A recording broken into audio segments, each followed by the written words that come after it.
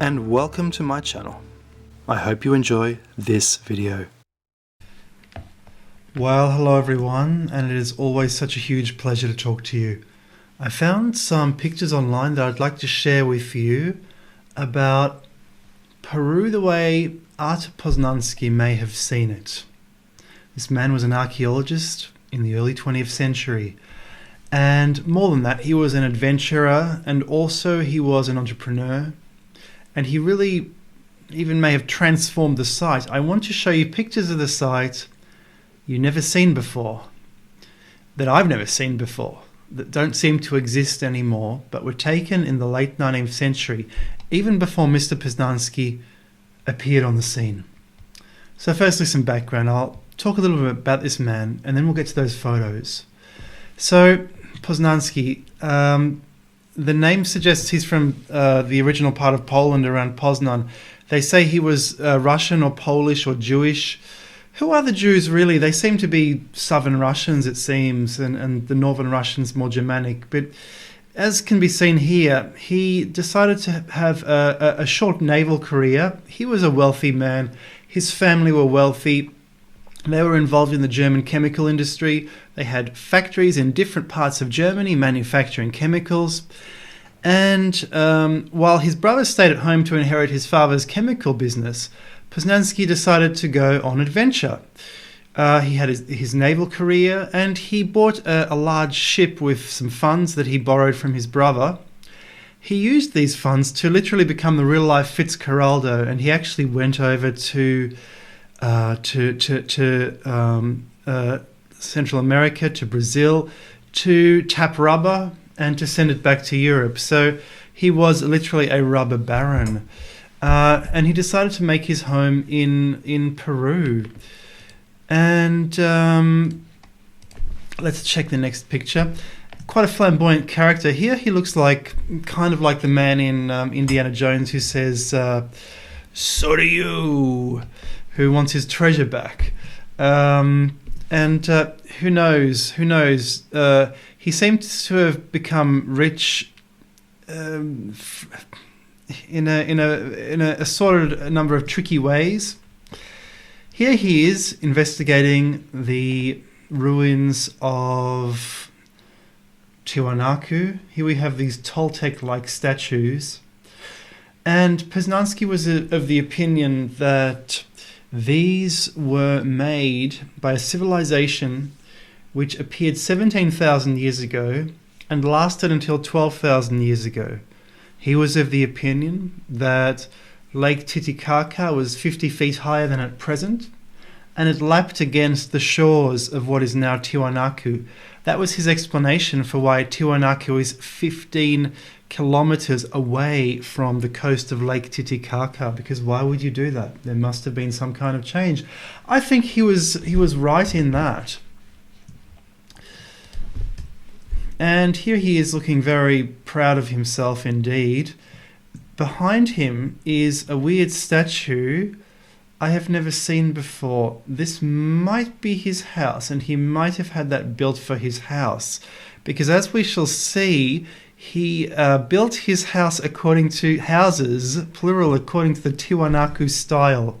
He was very active in politics in La Paz. He was basically an elite friend of the government, a member almost of the government.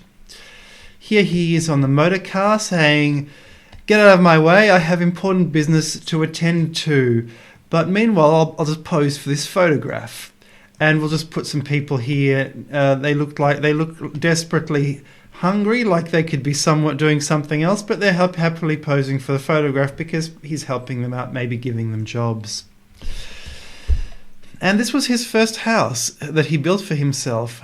And then he sold it to the government in a deal which some have seen as a little bit dodgy, because he made a lot of money out of it, and it became the National Museum of Archaeology of Peru.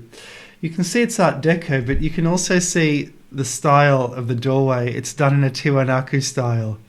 Quite fascinating. Here is his second house. And it's quite spectacular, this palace. You look here at the door is like the gate of the moon of Tiwanaku. Here you have the great staff sun god.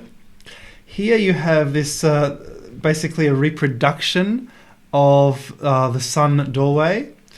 Over here, the Toltec idol I showed you earlier, which may be from the Tiwanaku civilization.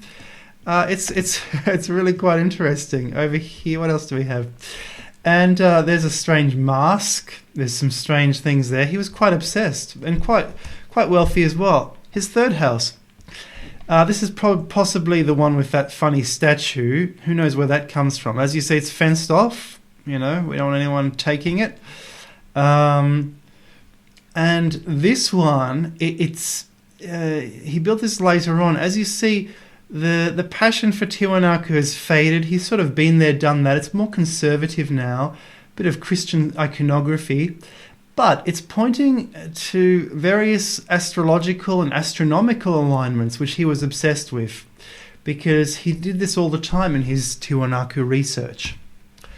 And now we get on to the photos that I did want to show you. So here we have the Gate of the Sun back in the day. You may have seen this one. You may not have seen this one. You won't see the ones I'm about to show you soon. Quite interesting how ruined it was. And not only ruined, but utterly buried. Just totally buried in so much soil. And you can see that they're starting to dig it up. They've dug around it. And there's a huge hill behind it, as if it was actually inside this huge hill, which they may have stripped away. Now, I've never seen this before. Altar portada de... I was unable to read that. No, I can't read that. But what is it? What's going on here? Where is it? That's odd. I've never seen that before. Is it gone? Is it still there? Can someone answer the question? Here we have some kids sitting around a now restored Gate of the Sun. And of course you can't do this anymore. There's a fence behind it. Looks like there's some farming going on. There's some just strips of farming back there. Very interesting. That crack is suspicious. Let's go back. Oh, well, there it is down there. Okay, I guess it's there. Okay, interesting. Let's move on. This is an 1888 reconstruction from an English book about Peru. And it purports to show what Tiwanaku would have looked like as a port city. And I find this very interesting because we associate the fact that Tiwanaku was a port with ideas of Posnansky, but this is of course somewhat before his time. Posnansky had a lot of fanciful ideas. They say now it was a fanciful idea that it was a port. He had lots of fanciful ideas. As the war approached, he sympathized with Germany. He said the Germans and the Japanese were superior and everyone else was inferior. But as the war progressed, maybe he saw what was happening and he started to say, now hang on a sec, there's no such thing as this superior, inferior thing. And then he actually moved to the United States in 1944 briefly. We don't know why. They say there was some anti-Jewish sentiment in Peru. Maybe that was the reason. Who knows? But as you see here, this is an amazing reconstruction, and no doubt this may have inspired Posnansky. Another reconstruction of restored Pumapunku with these incredible blocks, just unbelievable. There may have been sort of glyphs or something going on there in the walls. It would have looked amazing back in the day. Okay, here's another picture. Is that the Gate of the Moon? Is that the Gate of the Sun? Is that a house at Tiwanaku? There is a Tiwanaku town next to... the town is called Tiwanaku, not the ruins. The town is called Tiwanaku. The ruins are at Tiwanaku. So is this a house? Is it still there? It looks like it's being used. It looks like it has a thatched roof. What's going on? That's weird. Here is a drawing reconstruction. As you see, chambers in the Palace of the Inca. And if that's the Palace of the Inca, I guess they've fallen on hard times. I got to say, it looks like they've definitely fallen on hard times there. That doesn't look very inspiring. They look a bit bored. Here we have something I'm entrando a la iglesia de Tiwanaku. On the one hand, it looks like Mr. Posnansky's house because of these statues. On the other hand, did he take the statues from there and put them next to his house? Because this photo is I'm sure it is much pre-Posnansky. This is quite before his time. He was early 20th century. This is 19th century. Where did the statues come from? Spanish, who knows what's going on? They seem to be bearded characters wearing turbans.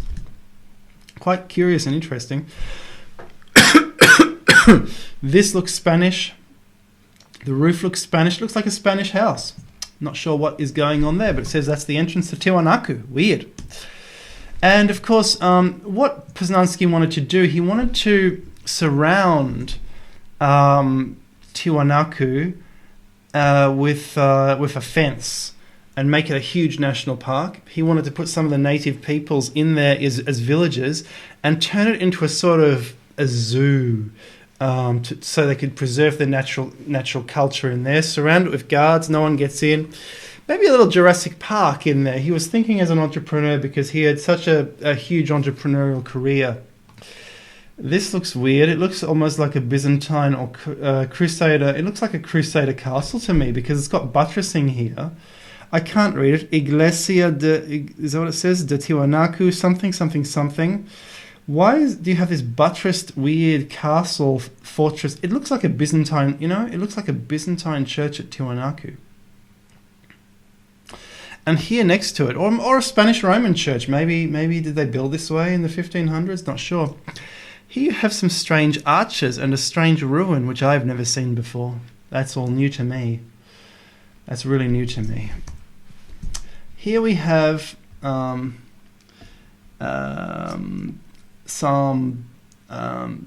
is this Pumapunku? Hard to say. You've got some interesting cuts in the rocks. You've got interesting stuff there. Very Pumapunku-ish, especially that rock there. Hard to say. Can't read the inscription. It's such a small resolution. But that does not look familiar to me. It looks like and I have read, they shifted all the soil around about 1903 and they excavated quite a lot. So it's all changed. So this is a pre-1903 photograph. Casalamala del Inca. Okay, so here we have an Inca house, presumably, and it has a lot of features on it. And it's even got these gutter spouts. It's got a cross. It's like someone took the bricks and made a house with them. Someone took the blocks and made a house in Tiwanaku, and the photographer thought, looks ancient, looks interesting. I'll capture that for posterity. Who knows where that is? Does that even still exist? And that is the end of the slideshow. I really hope you've enjoyed that, people. That was a lot of fun. Posnansky was quite an interesting man. He died just as the carbon dates were coming out. So I don't think he made a comment about them, but the carbon dates pushed his idea for Tiwanaku to much more recent times. They made it 1500 years old or something, and he would not have agreed with that based on all his lifetime of research. Thank you.